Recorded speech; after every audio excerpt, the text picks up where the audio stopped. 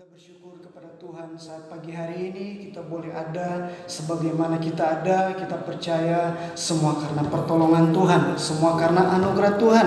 Hidup yang baru, hidup yang masih menikmati nafas kehidupan yang Tuhan beri dalam kehidupan kita. Kita percaya semua karena kemurahan Tuhan. Hari ini kita akan dibekali lagi dengan firman Tuhan. Kita akan masuk pada firman Tuhan. Saya mengajak untuk kita membuka Alkitab kita, Lukas pasal 22 ayat yang ke-40. Kita baca bagian B. Demikian firman Tuhan. Berdoalah supaya kamu jangan jatuh ke dalam pencobaan. Berdoalah supaya kamu jangan jatuh ke dalam pencobaan. Saudara-saudara dalam Tuhan, kenapa Tuhan Yesus katakan ini kepada murid-muridnya? Karena di sini kita akan melihat di mana Tuhan inginkan supaya murid-muridnya dapat melihat apa yang terjadi dan murid-muridnya tetap berdiri kokoh kepada kebenaran firman Tuhan. Secara manusia, apa yang terjadi dengan Yesus, di mana dia ditangkap, dia disiksa, dan bahkan sampai mati di kayu salib.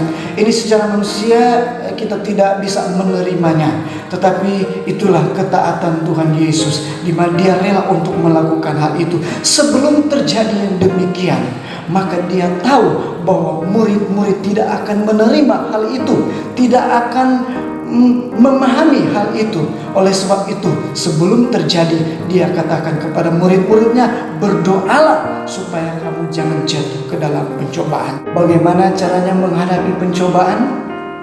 Yesus sendiri berkata, berdoalah. Saudara yang kasih dalam Tuhan, pencobaan apa yang kita alami? Firman Tuhan berkata bahwa pencobaan itu bukan datang dari Allah. Pencobaan datang dari dunia ini.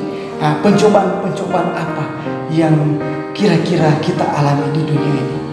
Salah satu pencobaan yang terjadi saat ini adalah terjadinya virus corona. Dan ini kita bisa katakan ini adalah pencobaan. Bagaimana caranya kita menghadapi hal ini? Bagaimana cara untuk kita menghadapi virus corona ini? Saudara yang kasih dalam Tuhan, firman Tuhan berkata, berdoalah. Dengan kita berdoa, maka kita tahu apa yang harus kita lakukan. Kenapa kita tahu? Karena Tuhan sendiri akan menunjukkan jalan bagi kita, apa yang harus kita lakukan ketika kita menghadapi pencobaan ini. Saudara yang kasih dalam Tuhan, kalau kita tidak datang kepada Tuhan secara manusia, kita tidak akan diberikan hikmat oleh Tuhan.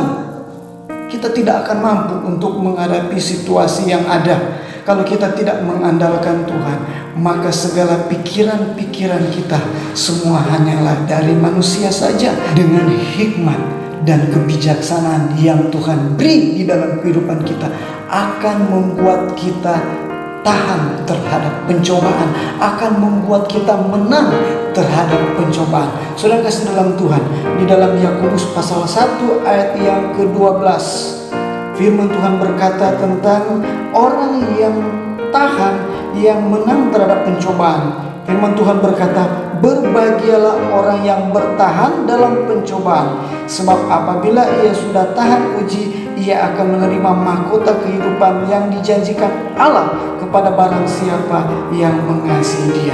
Saudara yang kasih dalam Tuhan, kalau kita tahan terhadap pencobaan, maka Tuhan menyediakan mahkota kehidupan bagi kita. Siapa yang tidak ingin mahkota kehidupan? Semua kita ingin mahkota kehidupan. Persoalan apapun yang kita alami, termasuk dengan wabah yang sangat mendunia ini, yaitu virus corona. Saudara, ini hanya kecil jika kita bandingkan dengan kuasa Allah. Kuasa Allah akan memberikan kemenangan bagi kita semua. Tetap berdoa, tetap berserah penuh kepada Tuhan. Situasi apapun tidak akan membuat kita goyah, tidak akan membuat kita gagal, tapi akan membuat kita menang. Dan firman Tuhan berkata, kita akan menerima mahkota kehidupan. Haleluya, puji Tuhan. Terima kasih. Demikianlah firman Tuhan pada kesempatan ini. Tuhan Yesus berkati kita semua.